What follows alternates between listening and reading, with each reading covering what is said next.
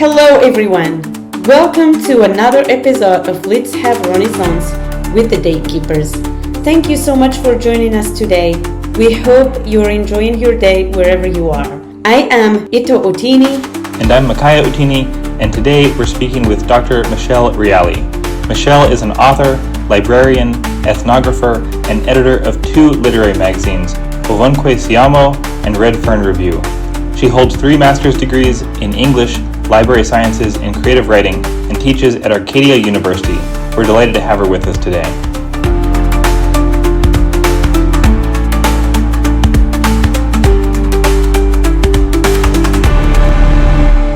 Thank you so much, Michele, for joining us. We're excited to learn about you and your work. Please tell us a little bit about yourself.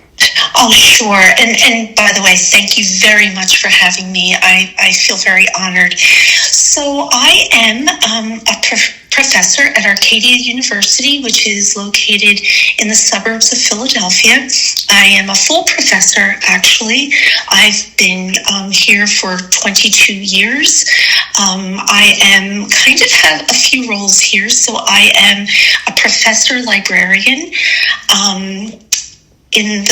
And I'm based in the library, but I'm also part of the English program here at Arcadia. And I teach in the MFA program, the Master of Fine Arts program in creative writing. And I also teach a class where I bring students to Sicily. I teach information literacy. Obviously, I teach poetry, and I engage in a lot of research and a lot of writing. That's a little bit about my career, actually. And so you write multiple genres. You write fiction and poetry and academic work. And how do you find that those different modes of writing enrich each other, or do you find it challenging to switch between them? How is that for you? I actually do find it challenging sometimes. For instance, right now I'm finishing a manuscript that should go to my publisher next week. I'm actually working on the last chapter, and for the entirety of working on this chapter, I have not had the mental space to write any poetry, which is really obviously a huge part of my life. So I do find that even though I do write in different genres, when I'm writing in one specific genre, all of my mental energies are geared towards whatever is feeding that genre. So in other words, I'm writing a book now on racism in Italy towards refugees. I did ethnography in Sicily for 7 years. A lot of my work is still based there. And so I'm writing this book, which is an autoethnography, as well as a book with academic citations and other research. So I find that I'm using every faculty I have just to really concentrate on that. So any creative writing will have to wait until this book is completely finished. Because I used to be able to what I call crop rotate. One day I'll work on a little poetry, another day I'll work on an academic article, and now I'll write an essay. And I find that doesn't serve me well. I need a lot of concentration. Some people say it's like knitting and crocheting, but it's not. It's really not. You can switch between knitting and crocheting. Like you can pick up one project and put down the other, but with writing, you need, at least a day in between, sometimes a week, or you need to reset your brain to be able to switch into that new mode, for sure. What is your relationship to Italy, and why are you writing specifically about that? Okay, well, I am Italian-American, and my grandparents came from Italy, and I have always been, I should say this, I was raised in a very ethnic way. So when I was being brought up in the late 60s and the early 70s, we were even that much closer to immigration, right? The years that my family came from Italy. So I went to a very ethnic school, parochial school. My parish was predominantly, though not exclusively, Italian American. I lived in an Italian American and Black neighborhood. Actually, my whole world was Italian American, right? My mother used to call anyone that wasn't an Italian a mitigan, which is a bastardization of American, right? Because their ways were very different than ours. And I really leaned into that in a lot of ways. So my poetry, I call myself an Italian-American poet. Most of my poetry troubles the relationship of being an Italian-American, which in a lot of ways is very traditional in a world that is or society that is increasingly non-traditional and kind of eschews traditional ways. And my research as well, I was very interested in refugees and immigrants coming into Italy, because that is something that I know intimately with my own family. And I wanted to know, because Italy was such a country of emigration, I wanted to know what it was like for how it was changing the Italian landscape, the social and political landscape, to have so many people immigrating into Italy. So I found that I am incredibly engaged in the work, and how being Italian American gives me a specific stance. I forget who said this, but they said, know where you stand and stand there. So I stand in this one place. That doesn't mean I'm inflexible at all. In fact, knowing where I stand from the point of view and the way I was raised and the cultural lens that I look through, because of how I was raised, really has opened up my world and helped me to understand a lot of things about other cultures. Can you tell us a bit about Ovunque Siamo? Oh, sure. Okay, so because my work focuses a lot on, almost exclusively on Italian American life, I really always wanted to be able to submit work to a place that catered to the particular, this collective knowledge that Italian American writers have, right? We're not monolithic. We're very different. A lot of us are, not even fully Italian, but all people who have some Italian heritage have commonalities. And I was very interested to see how that might come out in the work. So I had said to another writer friend of mine, we should start a literary journal. And she's a very busy person, and she kept saying, I don't have the time. And I don't know why I never thought of just doing it myself. And one day, on a Saturday, I had finished writing for the day, and I'd been thinking more and more about it. And I thought I remember specifically on a Saturday just saying, I'm going to start laying plans to open up a literary journal that will be open to Italian American writers anywhere in the United States who could submit creative work about anything. The topic didn't have to be Italian American. The only specification was that I wanted to curate work by Italian Americans, right? And I ask in the submission process to tell me a little bit about your background, because some names were not Italian American at all, and some people said, oh my gosh, I had a grandmother who I never knew, she was Italian, but I want to submit. And I was like, that's fine. What I found was a few things. I found out that people were really eager to have something like this, where they could read the works of other Italian American writers and also trouble that kind of that hyphenated identity that so many of us have, right? Are we American? Are we Italian? Are we Italian American? A lot of Italian Americans, because our culture is so strong, we straddle both worlds, right?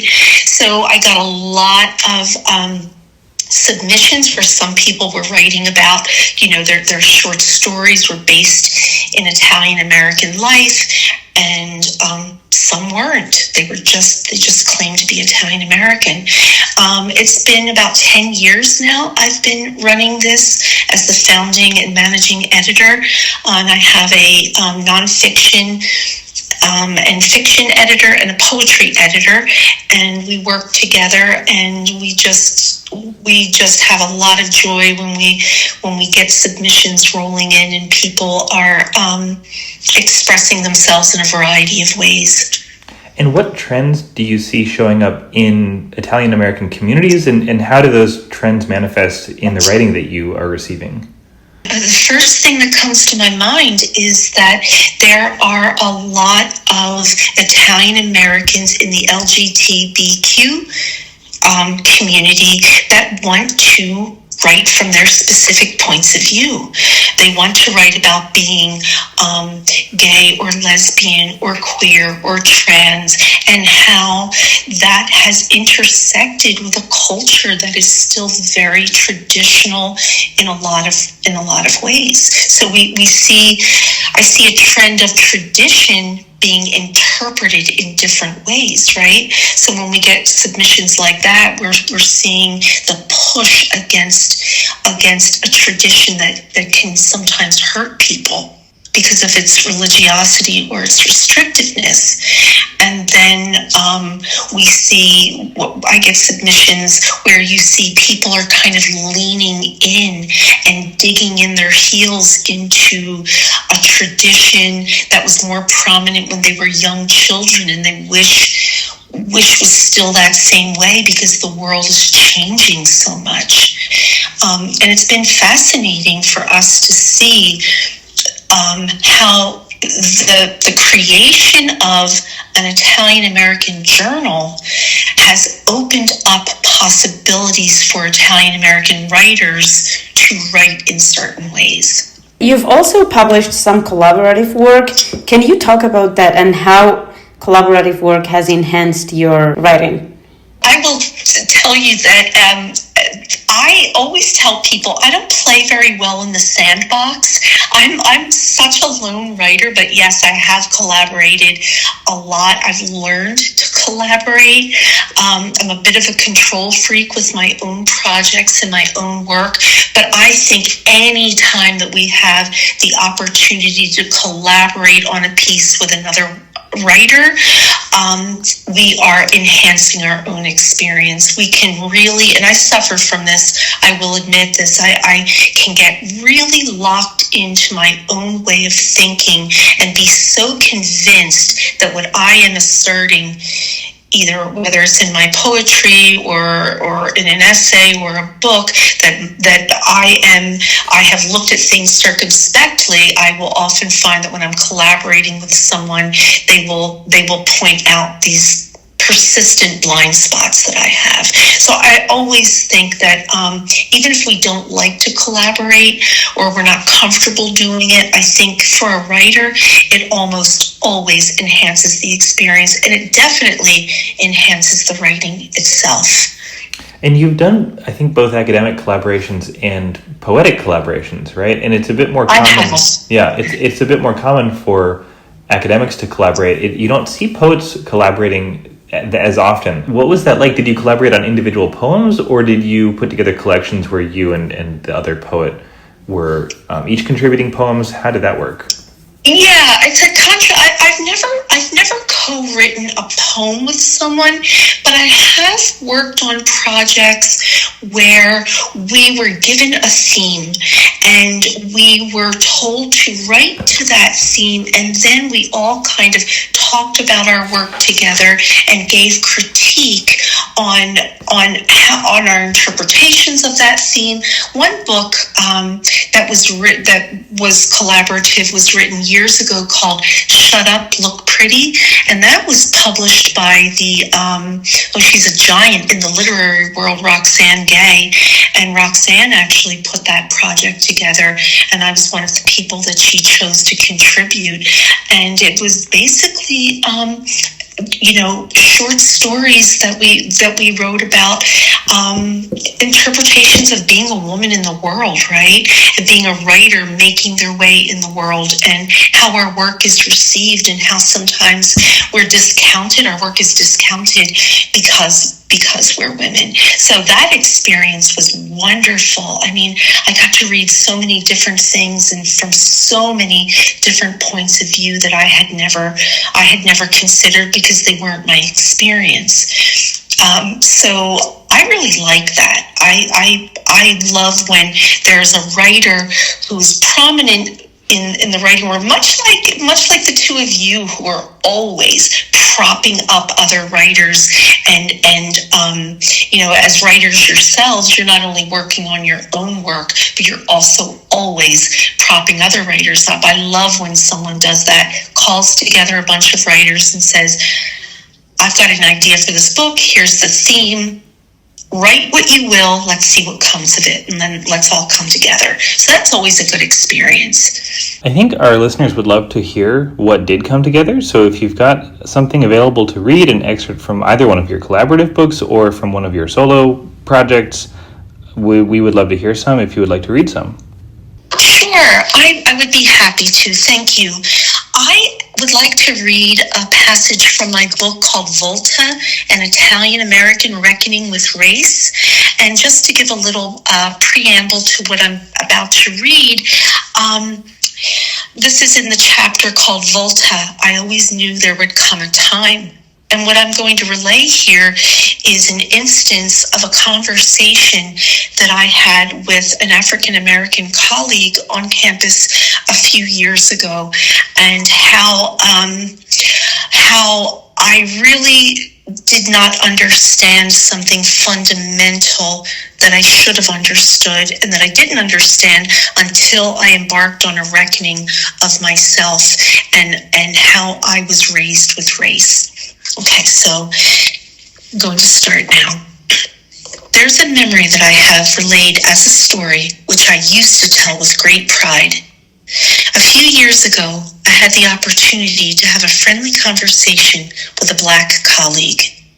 It was an event on campus that was held outside, so the setting was very informal and very collegial. I remember the sun being bright, so very bright that it was nearly the point of being uncomfortable. My colleague is a lovely woman with whom I have enjoyed a very cordial relationship and have come to know her as someone who is careful with her words, which are usually thoughtful and measured. We'd been discussing the strides that campus was endeavoring to make in anti-racism through a variety of initiatives. This occurred in what I call the early days, when efforts against anti-Black racism were really just beginning, but nonetheless gathering some speed. In that moment, I became very animated when I began to tell this colleague my story. I remember squinting in the sun. It was nearly blinding as I began to talk, and I shaded my eyes with my right hand. As I began, she crossed her arms across her chest in a gesture that I thought encouraged me that she was ready to listen. And, in the way I usually do, I plunged in excitedly.